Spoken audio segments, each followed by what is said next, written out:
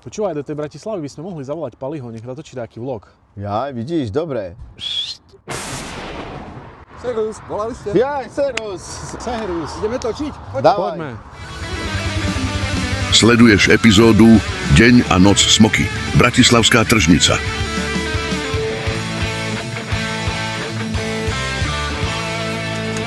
Čau, Čaute Sme v Bratislave na tržnici. a tešíme sa na vás. Bratislava je krásne mesto. Ježiš, tady je to krásný, jako v Krumlově. A hneď, čo chlapci doobdivovali okolitú krásu tržnice, už aj sa pustili do príprav božských pokrmov, ktorými si získavajú priazeň labužníkov. Teraz máme udený brisket z Ameriky, to je hruď predná a máme USDA sa volá. To budeš čučať. My to nerobíme do žemle, jak všetci ostatní, my to robíme úplne ináč. Všetky sú výborné. Ja chcú guláš s 5 knedlama, ja? Že by si mal vypil? Čas plynul, zásoby sa pomaly míňali a ľudia si chválili.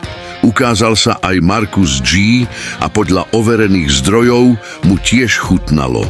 No a ani sme sa nenazdali. A na tržnicu doľahla nočná atmosféra. Začíná noc!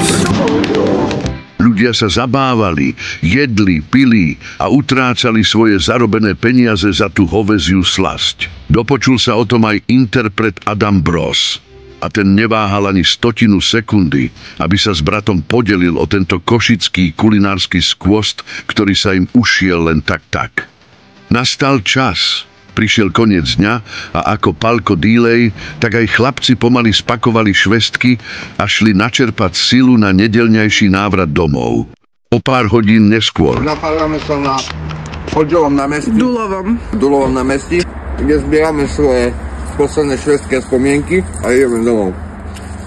Poďte sa podívať, toto sú majiteľa. Nielen toto, tamto, tu daj toto. Jak to má byť? Že by ich Boh teraz 1 000 000 poslal a že by mi štvrtku dali. A aj pravdu mal.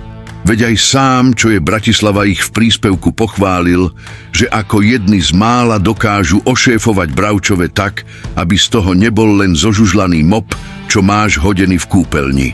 A tak sa kľudnou, pokojnou cestou vybrali domov. Chcem tam aj pozor, ak šoferuješ. Ty ma oslepuješ tu, jak kokotko more. Ale chcem.